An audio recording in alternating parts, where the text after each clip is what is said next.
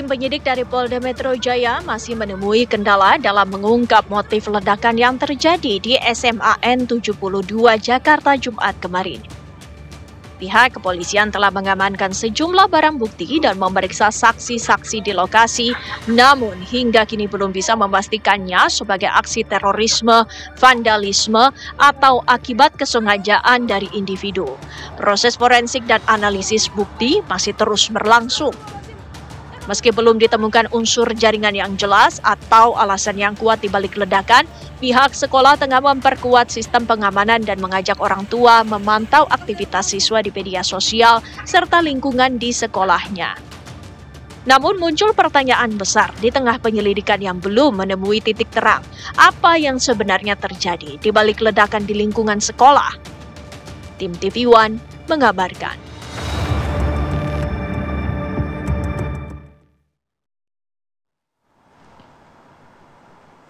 Pemirsa, Polda Metro Jaya mengungkapkan kondisi siswa terduga berhadapan dengan hukum ini dalam ledakan di SMA Negeri 72 yang sempat dirawat di ICU dan menjalani operasi sudah berangsur membaik.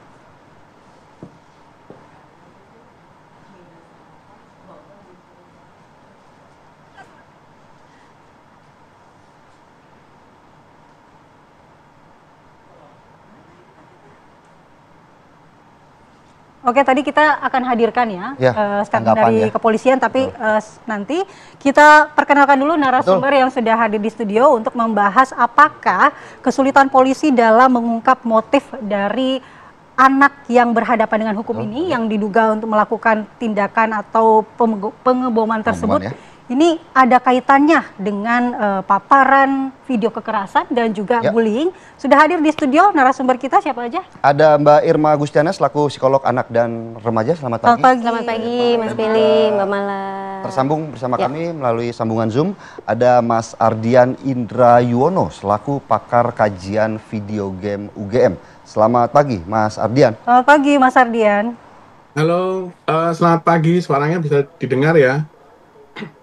Baik, terdengar jelas. Tapi sebelum saya ke Mas Ardian, saya mau langsung ke Mbak Irma. Mbak Irma, ada banyak spekulasi yang mengatakan perilaku terduga anak berhadapan dengan hukum ini tega melakukan aksi kejinya kemarin itu karena ada pembulian, bahkan ada paparan radikalis dari luar negeri. Kemudian ada juga kasus kekerasan karena menonton ataupun memainkan game-game kekerasan. Apakah itu sangat berkaitan semuanya? Iya, jadi kalau kita bicara masalah ini ya, kasus ini bisa multifaktor ya. Jadi memang sangat kompleks. Jadi kita nggak bisa bilang ada satu faktor tunggal yang mengakibatkan seorang anak remaja kok bisa menunjukkan perilaku seperti ini.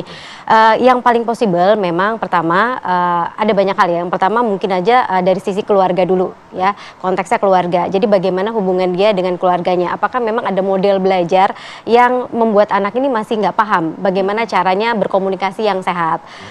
Kemudian yang kedua bisa jadi memang tata kelola atau regulasi emosi yang sejak dini memang kurang sehat. Ya artinya mungkin tidak diajarkan dia cara yang tepat untuk bisa melampiaskan emosinya. Kemudian tekanan secara sosial memang. Jadi tekanan sosial sekarang itu kan menuntut anak-anak kelihatan eksis ya. Jadi ingin menunjukkan bahwa itu saya memang ada. Validasi itu memang sangat penting sekali buat anak remaja. Lalu kemudian perundungan itu bisa jadi salah satu juga yang memberikan kontribusi. Artinya ketika seorang anak kemudian diintimidasi, diancam, dilecehkan, perasaan tidak berharga. Dan kalau berulang kali itu akan mempengaruhi kualitas secara emosional. Kemudian yang terkait dengan video game, ya artinya seorang anak kalau main yang biasa saja itu mungkin nggak terlalu berat ya. Tetapi kalau sudah sampai pada tahap adiksi terhadap video game kekerasan, kemudian ada sisipan-sisipan mungkin radikalisme bisa jadi gitu ya. Jadi nggak ada yang nggak mungkin di dunia media sosial di masa sekarang. Dan ini yang menuntun si anak pada konteks dia punya kemarahan yang terpendam, dia nggak mampu menyalurkan, akhirnya muncul dalam perilaku. Kemudian potensi ketika seorang anak bermain video game yang mengandung unsur-unsur kekerasan itu kemudian bisa memperilaku mempengaruhi perilaku kehidupannya?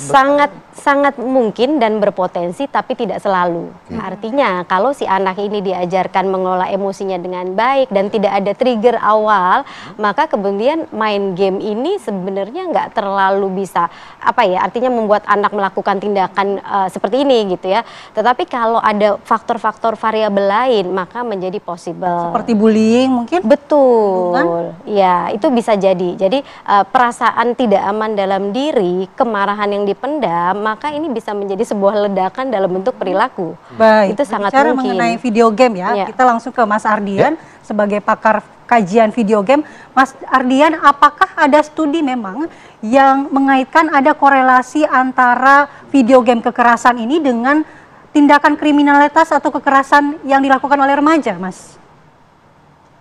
Oke, kalau dari pertanyaannya seperti itu, sebetulnya kita bisa lihat ya, kita bisa mulai dari beberapa artikel dulu, mungkin teman-teman juga bisa cari nanti ya di googling.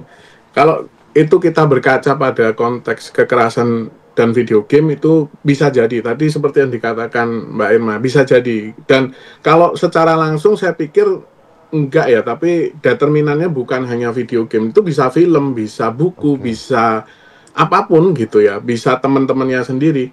Nah, tapi kalau penelitian tentang itu, saya pikir ada, kalau mengkaitkan langsung itu saya pikir ya bisa saja. Tapi tadi yang seperti dibilang Mbak Irma. Nah, kita bisa lihat tadi saya bilang artikel yang ada di Amerika ya, sebetulnya kalau ini kejadiannya di Amerika mungkin ini termasuk mass shooting gitu. Jadi yang siswa menembaki teman-temannya sendiri gitu ya. Nah, ada dugaan juga di situ karena pengaruh video game misalnya seperti Counter Strike atau Call of Duty dan sebagainya gitu. Cuman tidak, kalau menurut saya juga tidak bisa dikaitkan ini satu-satunya determinan, dan kemungkinan memang ada faktor-faktor lain seperti tadi, seperti bullying atau dia membenci temannya karena sesuatu hal.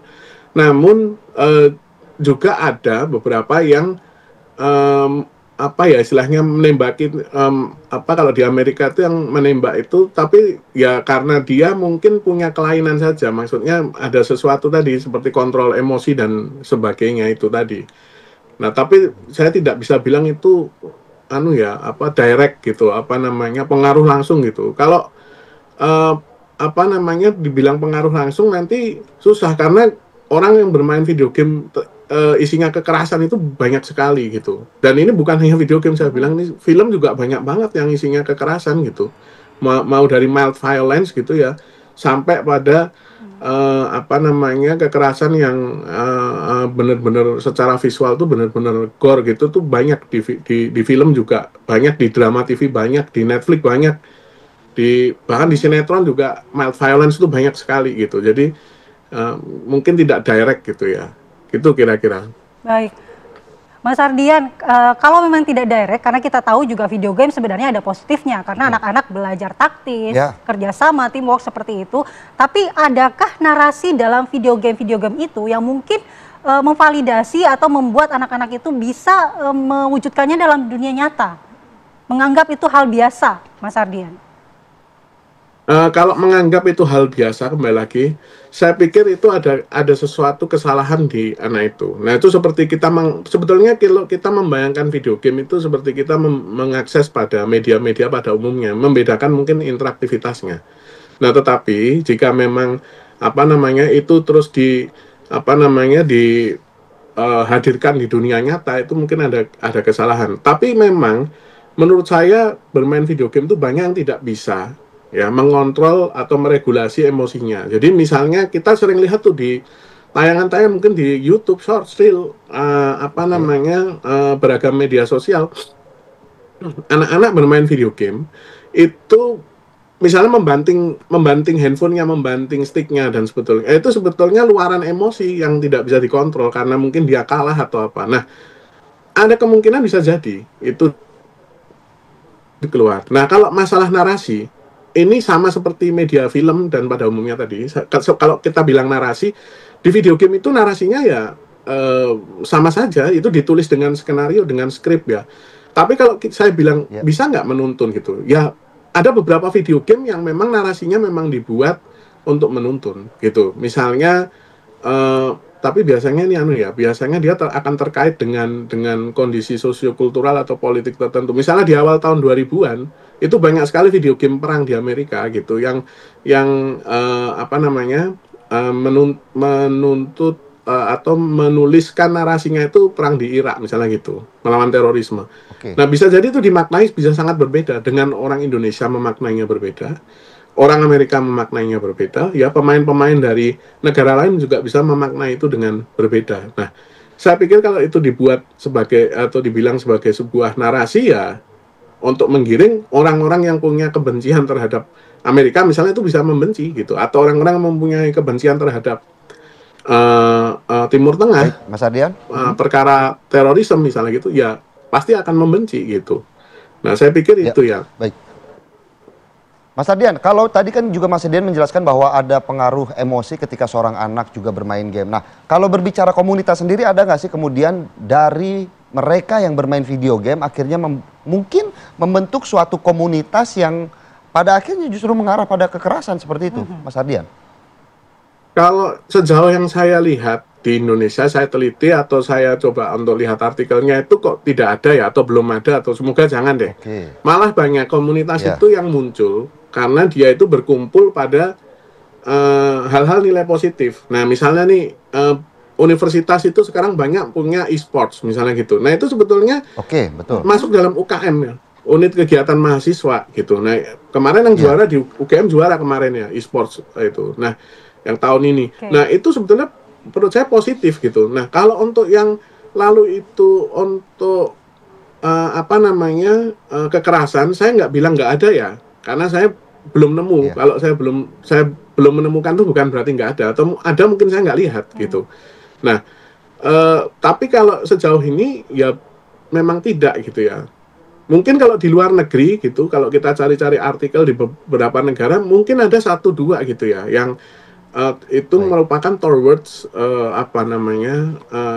mereka tuh pengen mengimplementasikan apa yang ada di dunia game itu ke dunia nyata. Misalnya, ini paling banyak sebetulnya orang main game-game kekerasan, tembak-tembakan, curi-curi gitu, terus pengen mengimplementasikan itu.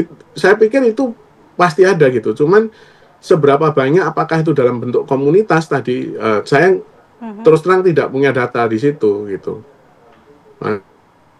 Baik, baik Mas Ardian, saya mau ke Mbak Irma terlebih dahulu. Mbak Irma tadi berbicara mengenai regulasi emosi remaja ini untuk memainkan video game tertentu. Sebenarnya ada sebagian yang belum bisa meregulasi emosinya saat aditif kemudian diluapkan. Itu seperti apa mengatasinya?